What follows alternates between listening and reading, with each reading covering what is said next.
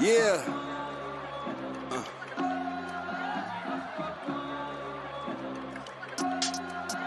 It's the mafia. Yeah. He's a monkey with cymbals in his hands instead of just catching the and doing this. They're giving us like a 24-hour go feed. That's crazy. Yeah, it's a Bill City. Yeah, a Buffalo Bill City. Yeah, we got Josh Allen, got Steph. I know they mentioned something about an ultrasound to check the nerve endings and everything. Hopefully else he's like not pregnant. That would Hopefully be, that not would pregnant. be a disaster. I hear that's a 9-month timeline to recover from at the minimum, is what I've heard.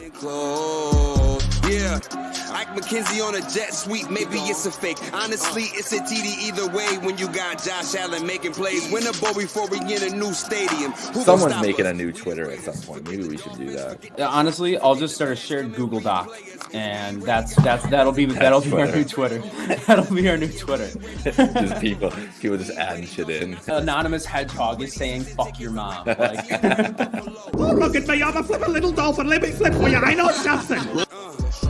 We got Josh Allen, got Stefon Diggs, Russo. Folks, welcome. Wow, I ate some Red Robin and it's stuck in my throat. Jesus Christ, good start, everyone. Holy shit.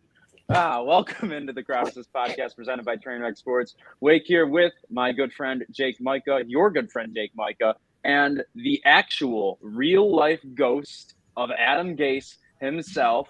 Real name is Chris. Didn't ask your last name, but we're just calling you the ghost for the episode. Thanks for being with us, man. I know this is probably, if we were talking about a Bills-Dolphins playoff matchup, not exactly the way that you would anticipate it'd be shaking out in the weeks leading up to it, right? Yeah, if you told me the way that this season went, especially the last like 6 or 7 weeks, and then still that we would be in playoffs, and with this situation, I'd tell you you're crazy. Yeah, one of those classic Hollywood wouldn't write the script. We're going to see Skylar Thompson here. We're going to see a lot of backups for the Dolphins. But Bills fans, you don't need a backup plan when it comes to your liquor this weekend, whether it's wine, spirits, whatever you need. I know, great segue. Outlet Liquor, the place to buy a case. What's your outlet? Chris, I know you will be up here for the Bills game. You're traveling tomorrow, you told us. If you need to stock up for your tailgate, whatever you're doing, Outlet Liquor is the place to do it. Best prices in town, best prices around, no matter what way you shake it out. Please support our good friends there at Outlet Liquor. And one other thing I do want to tell everyone about before we get into the meat and potatoes of this episode, we are going to be a part of the Buffalo Red Zone tailgate this weekend. Maniac's going to be there on the mic. We got Dom Brown, whose music you heard in the intro every single week this year, and a ton of other stuff. Games, Buffalo Food Slut's going to be there, 10 a.m. right up until kickoff, right behind O'Neill's, right across the street from Highmark Stadium. So go say hi to me, Maniac. A bunch of us are going to be down there tomorrow. But for tonight, we are right here. And I'm not going to pretend to know a single thing about Skylar Thompson. I don't think Jake's going to pretend to know a single thing about Skylar Thompson. I think you'll pretend to know as much as anybody else because you probably have, Dolphins fans have really the only, impression of him so far. So, last week, first career start, good defense. What did you see anything from Chip Skylark Thompson and his shiny teeth that are going to inspire confidence for Dolphins fans this weekend? Well, it depends how deep you want to go in the Skylar Thompson talk. I'll start it back in preseason. Give me all of it. If you're fine with that, I'll start this back in preseason. Paint me a word picture, yeah. So back in preseason, we took this kid in the 7th round. It was kind of like a shock. If you've been around Dolphins Twitter, like as soon as we took a quarterback, even though it's like the 7th round, one of the last guys taken in the draft, everyone immediately starts on Dolphins Twitter like, oh, he's not here to take Tua's job. He's not here to take Tua's job. So like it's obviously even though he's our 7th round pick, he's usually half those guys don't even make the team. People were already mentioning the name Skylar Thompson. We're like, all right, whatever. We'll see what the guy has. He played 3 seasons at Kansas State. One of them was like the 2020 season, like the COVID season. I think they only had like 4 games. Not the biggest arm in the world, a little bit mobile. He's honestly about the same size as Tua. I think they're both like 6 foot, around 210, 220, something like that. But fast forward to the preseason games, and this guy comes in, and I swear to God, he wins all of our preseason games. And McDaniel, because we had, obviously we had Teddy Bridgewater on the roster, not really a guy that you're going to get a lot of reps in preseason. So this kid was playing like full halves in preseason, and he took 3 quarters worth of snaps in one of the games. And some of the throws that this guy was making, there were some fans in the fan base. I didn't agree with them. There's some fans, some commentators, some YouTube guys that were like, this guy's going to push Tua for the starting job. That's how well he was playing in preseason. We kind of had like this Skyler season hashtag. It was like, it's I love that. So, but the thing is, people are kind of like pulling the receipt, like, oh, everybody that said Skyler was amazing in preseason, listen, pump the brakes. It's one of those things where like you're hyped for your third string quarterback, where like the kid's going to be in the practice squad. It's fun to hype up that guy. But never in a million years do you think he's ever going to see real action in any of the football games. Never might even probably not even be active on the roster, but, here we are. What can you see out of Skylar Thompson? What have we seen? His first action came against the Jets at New York, so at MetLife Stadium. It was the week after that Tua had the concussion against Cincinnati. So obviously, like, the NFL is on the fritz. Everyone's walking on eggshells with concussions. Tua's got replayed like 40,000 times a day. Minimum, yeah. Minimum. First play of the game, Sauce Gardner comes on a corner blitz, right? I think we had the ball backed up. We had like an intentional grounding, and the ball was backed up into our end zone. And honestly, like Teddy, he took a hit, like a blindside hit from Sauce Gardner. Teddy gets up, no stumble, nothing like that. And like the NFL spotter immediately, it was one. Oh, I remember this. Rips out Teddy Bridgewater, and we're like, what the hell was that? Like, he wasn't. There was nothing wrong with him. He was completely fine. Yeah. So they rip him out of the game, and then Skylar Thompson, that's his first snaps in real time football action. It did not go well. He's processing the plays as you would, Brock Purdy aside, he's processing the plays that you would expect a 7th round rookie who is probably never expected to take a snap would process. And obviously we lost that game. Our defense did play pretty well in the Jets game. They played well enough to win. We actually had a chance to go up 2 points with a field goal late in the fourth quarter in that Jets game.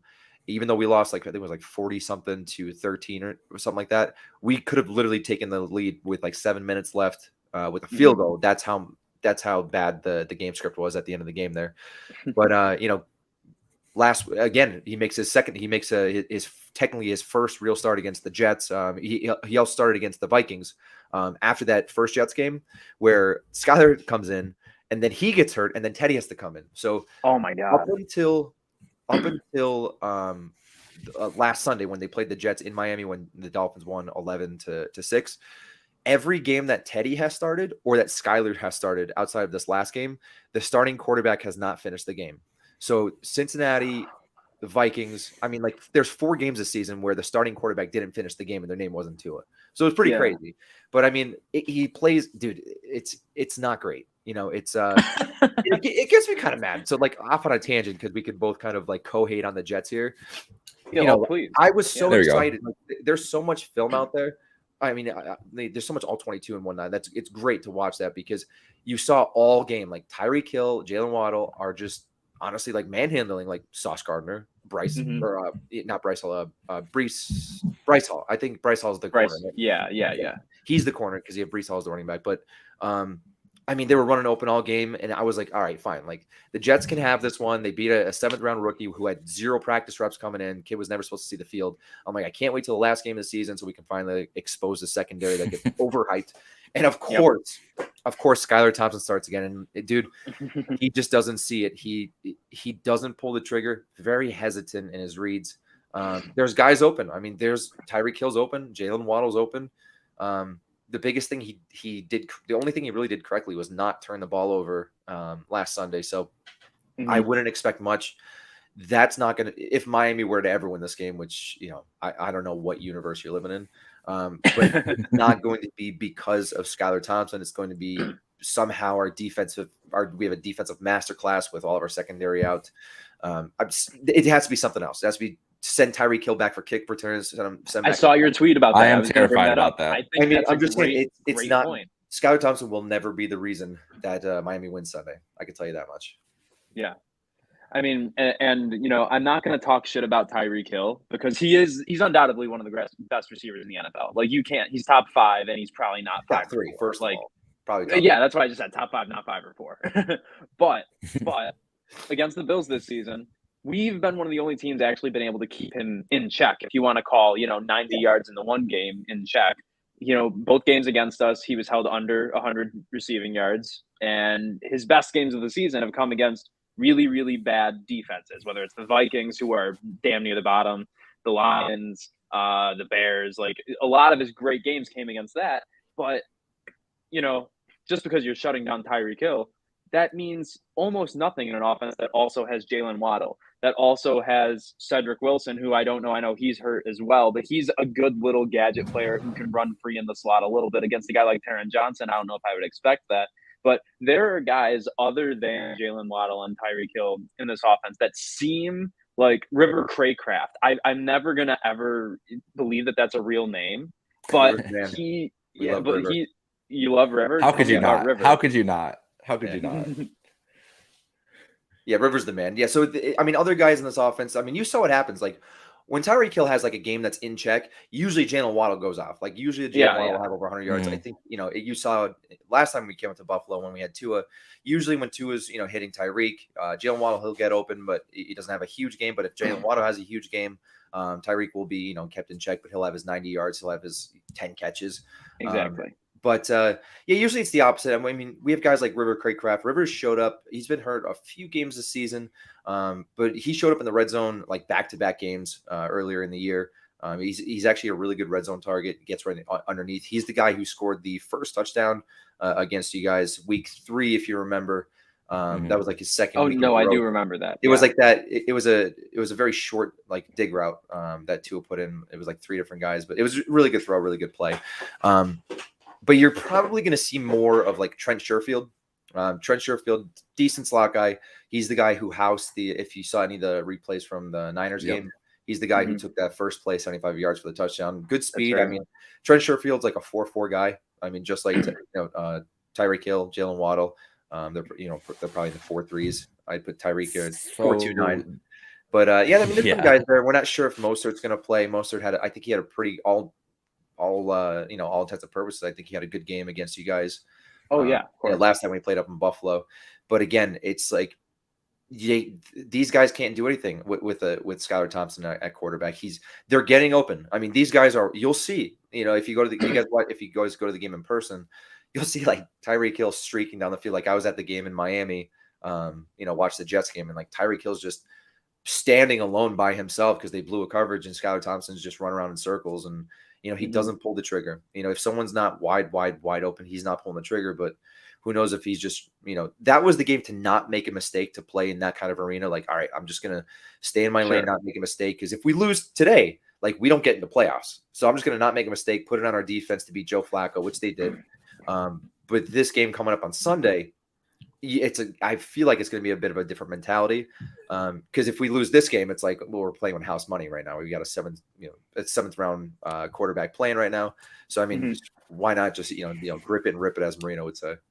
And that's what I was kind of wondering about. And maybe it was McDaniel thinking exactly like you're thinking. Let's just play strong defense. Let's not show any crazy cards or anything. If we can survive this, then we get to go balls to the wall next week, playoff game. No one's gonna believe in us. All this other stuff. Because I'm thinking of, McDaniel's reputation, offensive mind, the way to scheme things open and everything, that with all the limitations you're talking about with the quarterback, then you should still be getting 40 touches to Waddle and Hill in any way. Put them in the backfield. Like, I don't care. Like, put them split slot and just have them as your running backs and just let them touch the ball and have an impact on the game in every way. And that's why I loved your kick return tweet and everything too. Like, let those guys literally any chance that they can get to make a game-breaking play, you have to up those opportunities in this type of situation.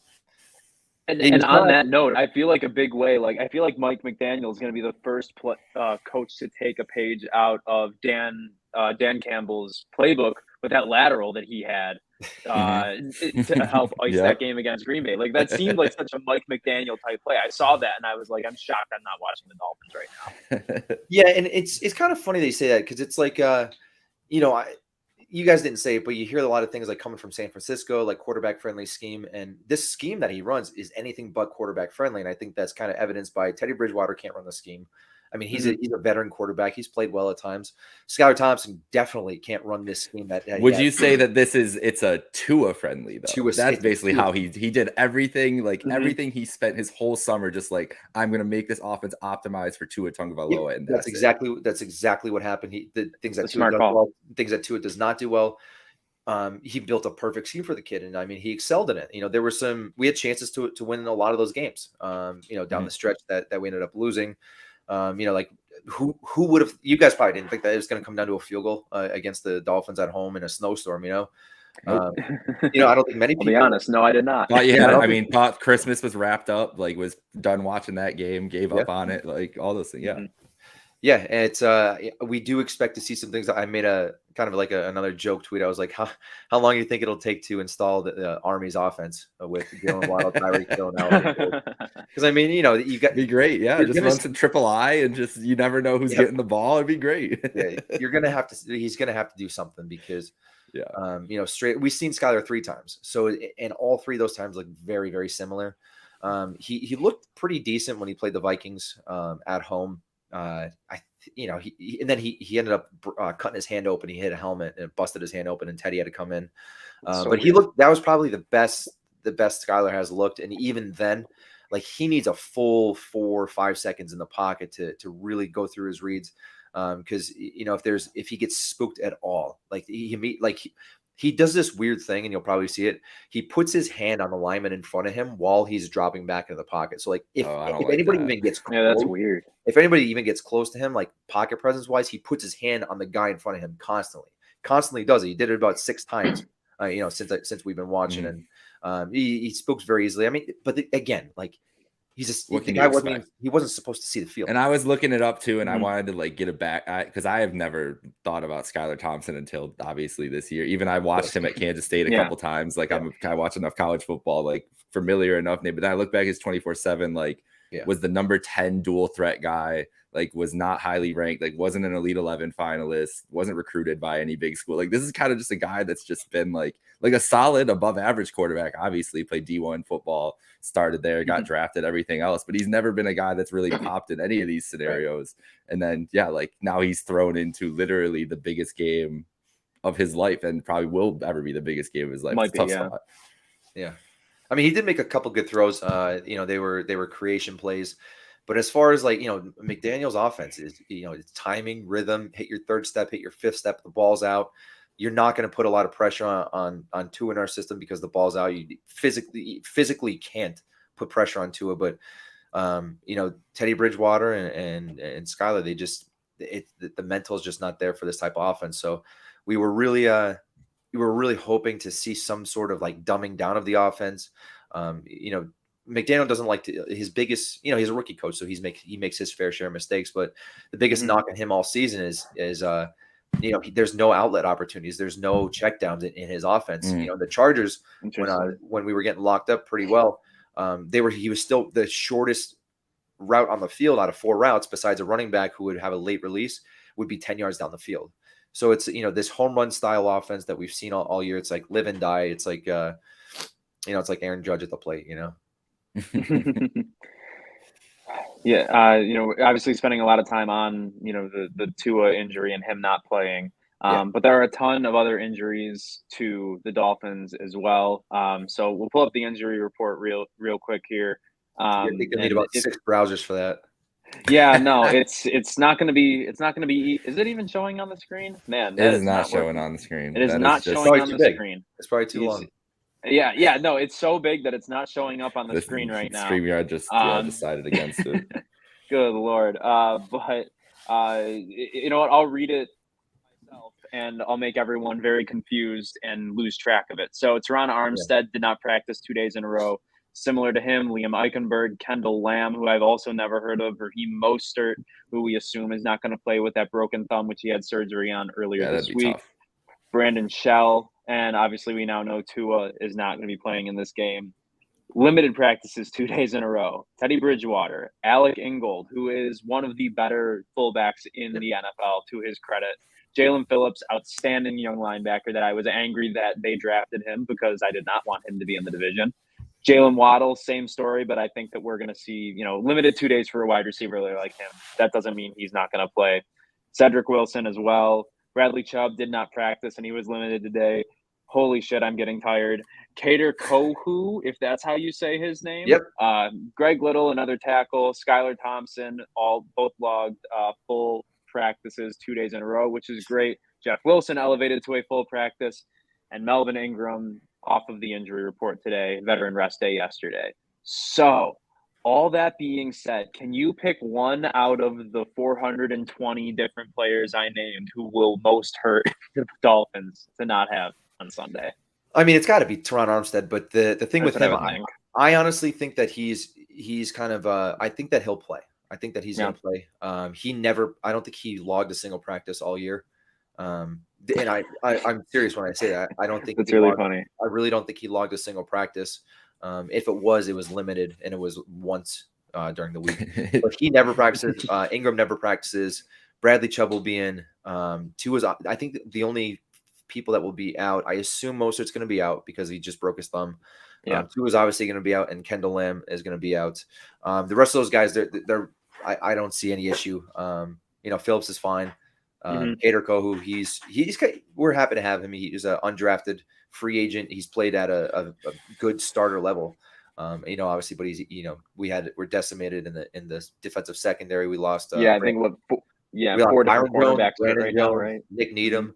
I mean, our secondary was probably one. I would say it was top 5 in the league coming in before week 1 of the preseason. You got Byron Jones, you got Xavier Howard, Javon Holland's an absolute stud. Brandon Jones coming in. Love Javon Holland, Nick Needham, he's probably one of the best nickel cornerbacks you can find in the game right now, and all of them are just out.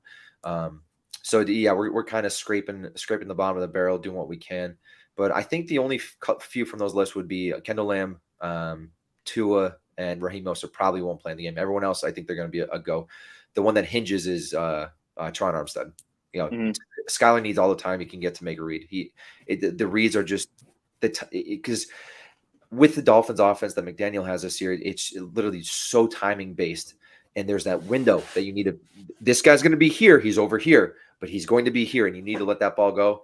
And it's just the confidence to throw it. He doesn't have the confidence to throw it. And as soon as that window's gone, it's closed. And then he's left to scrambling or into a scramble drill. And, that's what we've seen. That's honestly what we've seen. I really haven't seen him hit any of these McDaniel plays in motion. I haven't seen him, with his timing's been off, his rhythm's been off.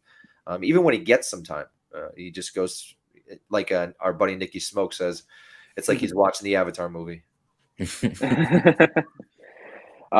bring up McDaniel, and one thing that Micah and I talked about a couple days ago, or maybe last week, was just the idea that the Dolphins, there were rumblings that if they didn't make the playoffs, would move on from McDaniel. Do you think there was any truth to that? Because None. I can't imagine what he has done with literally only having his starting quarterback, who has elevated to be the single greatest deep passer in the NFL this year. Which is crazy. Which is insane in and of itself. I'll be the first person to say I did not think Tua was going to progress that well. Yeah. I thought if there was a coach that could do it, it would be Mike McDaniel. I was confident in that, but that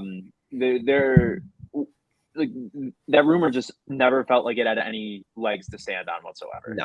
No, I think one of our beat writers put it out like, is their job in danger? And the way they word things, and that kind of got. Oh, sure, okay, that's all it was. The only coaching staff that's probably in danger is Poyer, our defensive coordinator, and then our special teams coordinator as well. They're probably going to be out. They're probably going to be out, both of them, because we got the worst special teams in the league, and then our defense. Given all the injuries, I hate using injuries as an excuse. Like, they did regress like massively, and just his play calls, like, how many 3rd and 7? We've given up like 7 3rd and 17s this year. I think that, like, if you took anything that was like 3rd and 15 and longer, I think it would be over 50%. Wow.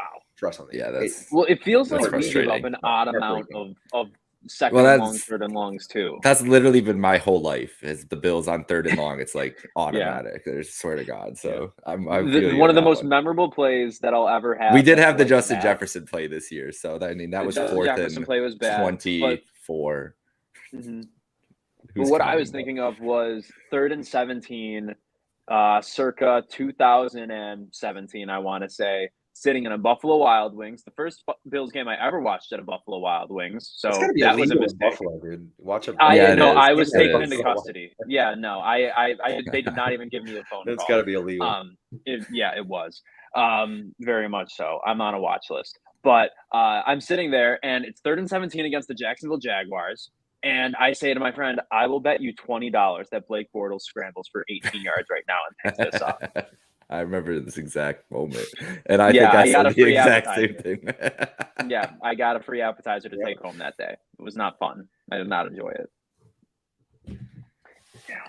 Yeah, but I think the two guys that are going to be out, the only truth that's going to be is, our special teams coordinator, our defensive coordinator. Now, Greer, our GM, I mean, that guy is, you talk about a love-hate relationship with the fan base, but, I mean, he missed so badly on that 2020 draft up until this point. That was the most important draft of a rebuild because that was the year after our tank season. And I think going into our first playoff game or our second playoff game in 2 decades, basically. In the last one, you had Matt Moore starting. We don't have the first 3 first-round draft picks that we had, like Austin Jackson, Tua Tagovailoa, and Noah Igbenogany. They're not playing. So that's ridiculous, So he might be on the hot seat, but he's got to have some dirt on Stephen Ross because they never fire that guy for no reason. There's no reason. I don't know why. Yeah, he's in with There's boys no reason club he somehow. shouldn't have been gone by now. Speaking of dirt on Stephen Ross, do you think Brady's going to God. Miami next year? I just want to. Can I just watch the play? I'm going to go watch the playoff game. I'm going to watch Miami in a playoff game, and then I'll talk about. Let me just watch my team when half the league's sitting at home watching. Yeah, I just want to. The last thing I want to think about is Tom Brady in a Miami or any other uniform But the that thing would is, play dude, the Bills more often. The Dolphins, like that'll be the year that he goes 10 touchdowns, 50 interceptions. Now. I mean, if it's gonna happen next year, I would bet on it Definitely happening would. than not happening at this point. Just the luck this team has had, or the lack thereof, I should say, is outstanding. Yeah, to say the very least. It really is. The Ringer had a nice article today and it was basically about this exact topic. And it was about the AFC and just the stranglehold that 3 quarterbacks essentially had for 18 years, 17 years, whatever it was, where that was just Manning, Brady, and Roethlisberger. And then more recently, since this new guard has come in, just Brady. And these are 2 teams that felt that for that entire time, trying to get back up. And you have this ceiling that is so high. Like, it wasn't just you have to get to 11 games to win the division every year. It's no, you have to be the best team in the NFL to win this division every year. And when you're an organization that can't even find its footing to have that goal, that's how you end up with all these sorts of missteps. And I got into a little Twitter argument with the Bengals guy today because he was just coming out. He was trying to go just giving a lot of credit to Joe Burrow and what he's done and what their rebuild and the spot that they were in the last 5 years and everything. But he was trying to say, well, the Bills were a playoff team before Josh Allen showed up. I was like, wait, bro. The Bills were a playoff team for 1 year on a miraculous play and that didn't make the playoffs for 17 years. The context has to matter in the team building and the culture and everything else. I think that speaks to what you're saying here with the Greer situation, missing on 2020 picks. All those things matter to how you end up in this situation in this playoff game right now. Exactly. Yeah. I mean, usually the formula is when you see teams that are kind of building correctly is, they'll have that tank year. They'll have the worst year that they've ever had as a franchise. They'll get all these draft picks. They'll have a decent season, maybe a winning record 2 or 3 years in a row. Then they get to a wild card game. They might win or lose that wild card game. Then they'll get to a divisional game, might win or lose that. And this is over a span of 10 years, honestly. Mm-hmm. And then, what the Bengals did last year was obviously just very rare. You rarely do teams have the worst record in the league, and then they immediately go to the Super Bowl the next year. It's usually this progress and this build and this slow build. And, as much as it hurts me to say, I can see the Jets doing that right now, which is a completely different topic. But, this year Miami went, really all in on free agency. They went all in on the draft. They went all in giving away the draft picks. Mm-hmm. And I think that, for the most part, they did well, but the team was built so top heavy. Mm-hmm. And as soon as you lose one or 2 guys, it's everything you did fell apart. The entire plan fell apart because we didn't have any depth. And I think this next year going into the season or the off season, is it's going to be depth focused. We're going to just focus on depth. We're not going to. We might go after. We needed a good linebacker. Our linebacking core is just horrific in the pass game. We can't cover anybody. I think we had like our middle linebacker covering Christian McCaffrey for half the game when we play the Niners. But yeah, it's going to be all about depth and getting a linebacker. And once we do that, and we don't get snake bitten by the injury bug again. That's it too, man. Like you just look at everything. Lucky. Yeah, you look at everything and you look at the year. It's like you can't even get 11 games from Tua, 10 games from Tua, maybe never and not when you need him to play either. It wasn't injury at the beginning of the year. At the end, like your backup quarterback, who is a well-paid backup and a well-respected backup, a guy who could probably start for some teams in the league, also gets hurt and doesn't get to play in those situations, and he's brought in to be like an elevator because of that depth and everything else. Like it was just like it wasn't even just the amount of injuries. It was like look at it across the board, like you said, your secondary, the left tackle, like just in the key spots too, that you have to look at it and be like, this team still went 9-8 through all this, and we can build on all the little things. We have all the big pieces. If you can build on the little things, there's no reason we can't win 10 games again or win 10 games next year and compete for this division again. Yeah, and it looked like that's how the Bills season was going to go for a while too. Like Micah Hyde going down so early, and Von Miller, Josh Allen elbow injury, Poyer being dinged up, Milano, Edmonds all missing games. Like it seemed like we were destined for that kind of season too. And I will never be upset about what feels like a bye week in the wild card round, but I like as a football fan, I'm not happy about it. I would much rather, like people were asking me all week, are you going to the game this weekend? And I'm like, honestly, I don't like going to games that are blowouts. Like that's just a thing that I have. Like if there's a game that I think confidence. This is just like I'm not as brazen here. The team comes in. It's like we've all seen the Mighty Ducks. We've all seen the Giants. Great movie. Yeah, the more we talked about Skylar Thompson, that your scenario that you're just speaking of started scaring me a little bit more. But I think that it's also just the fact of the Bills have only hosted. I mean, really, this is year 4 of playoffs of my life, year 5, whatever it turns out to be. And so any playoff game, I'll be a wreck no matter what. So I'll leave this all to you, Wake. Oh, no, believe me. By Sunday morning, I'm gonna be, yeah. No, Saturday, as soon as kickoff happens in San Francisco and Seattle, I will probably revert to the fetal position and realize that my team is playing and there's nothing I can do to influence the outcome of it. But speaking of the outcome, not going to keep you much longer here, Ghost, but we are going to ask you for your prediction for this weekend and your Super Bowl prediction as well. Super Bowl prediction. I guess I'll start with that. Man. I mean, coming out of the NFC, I don't know how you're going to put money against the Niners. I don't know how the Niners, like it's just such a complete team that Brock Purdy doesn't even matter. And the fact that, dude, I watched Brock Purdy because I love betting college football. I watched him at Iowa State when it was him and Breece Hall. What was the coach's name? He came and turned around the program. Campbell. Matt Campbell. He came in and turned around the program, and Brock Purdy was good, man. He was really good in college. I mean, Breece Hall really carried that team, but it was funny watching Purdy. That's why I wanted to look up Skylar Thompson. Sorry to interrupt you, because Purdy is one of those guys. He was Elite 11, recruited by Bama, Georgia, Florida. Like he had the repertoire of the recruits and everything. Skylar. But anyways, keep going. Yeah, and the thing is with Brock Purdy is like you can say like the Niners is quarterback friendly system and all that, but the kid's making some throws. Like it's not just like. He's not making like wide open throws. There's a lot of throws where he's standing in the pocket, getting blasted, and he's putting the ball between defenders. And I mean, even during the Dolphins game, we're like, oh, great, like a third round or a Mr. Irrelevance coming in to back up Jimmy Garoppolo after he got hurt. And then he was making some throws. Like there was one play where Jalen Phillips came in untouched, completely untouched, A-gap pressure. Nobody even touched him, and he got the ball within like a half second to George Kittle for completion. It was like this kid's just making throws.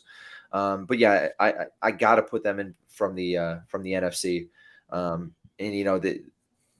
it's probably going to be either the Chiefs or the Bills. Really, you don't have to pick the Bills if you don't want to. Don't worry. It's like those kind of games alternate. The thing with the Bills, though, man, it's like I feel like your team last year was much better than the team this year. I think last year's Bills team was better than the Bills teams this year. I defensive injuries. That's as much as anything else. I think that's the biggest thing. You don't have the defense to go like, so this is what happens to you guys this year. If Josh Allen isn't Superman for 4 quarters, if he's Superman for 3 quarters, if he's Superman for 2 quarters, like you either lose the game or you come close to losing the game. And to do that throughout a playoff round, I mean, you had the full defense last year. I'm probably going to go with the Chiefs in that AFC Championship game because why not? But as far as this game, I think you're going to cover the 13-point spread. By how much? It depends what McDaniel's going to do with the football. I think we could run the ball on you guys well.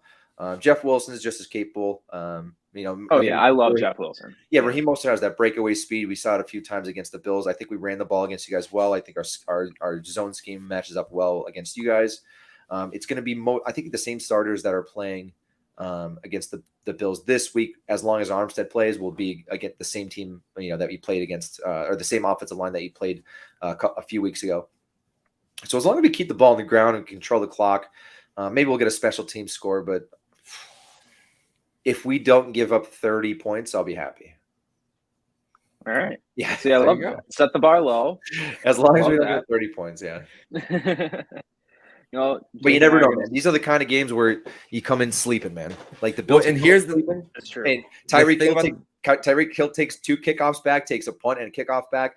That's 14 points right there. And one end around to the guy, and that could be an 80-yard touchdown. When Josh Allen starts pressing, man, like he starts pressing when whenever he's down in a game, he's pressing. And you saw during the Jets game that he was pressing. He was making the dumbest decisions I've ever seen.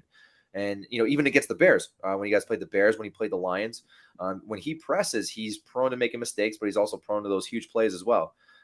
Miami's historically bad against mobile quarterbacks, so that's going to be a big issue for us.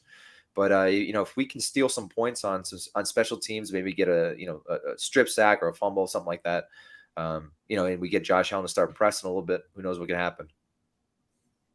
I will say there is this whole weekend of games, everything besides that Chargers Jaguars, which I think is going to be really fun, really a close game. Everything looks like you're kind of like everybody has a good lean, and that means something chaotic is going to happen. Something's going to happen. Something crazy going to happen. The Niners are going to, Geno has the game of his life. Tyler Huntley has the game of his life. Like something insane is going to happen. So who knows? Divisional games. I will say the biggest thing I am terrified that you have mentioned, you keep mentioning, is just Tyreek is the number 1 Bills villain for me in all of the league at the moment, has been in my mind for a long time.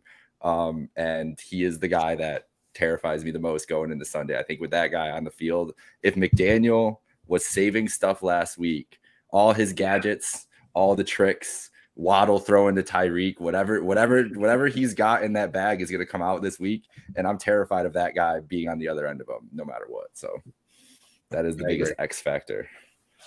Yeah, no, it's all going to come down to the Bills containing Tyreek Hill, containing Jalen Waddle, Josh Allen playing relatively mistake-free football. I think that is a bar that we can. McDermott made a great point in the press conference yesterday where he was like, "We're 19-1 when we don't have a turnover since 2020," and that was like just all he said.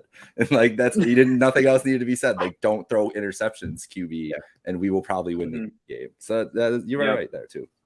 Yeah. Well, nothing else does need to be said. It's a great spot to end this episode of the Crowd Assist podcast. Ghost of Adam Gase, I asked you to come on with 40 minutes notice, and you came through like the ghost of Christmas past in the middle of the night. So thank you for that. I will say I had a dynasty team. No, it did not go well. That I named the Adam Gase effect because I had Sam Darnold and Ryan Tannehill as my quarterbacks, hoping it would work out. Spoiler alert, it did not work out. So no more Adam Gase related quarterbacks in fantasy is something I've learned. And if anyone out there has learned something about this matchup that you want to bring to our attention, tweet it to us at Crowd Assist Pod, at Wake Jotkins, at the Jake Micah, right? Did I get that right? Got it. Perfect. I'm so smart. Holy shit. Shout out Outlet Liquor, fans of Buffalo, and Picasso's Pizza. For myself, Micah, all of Trainwreck Sports. We'll see you on Sunday. Good night.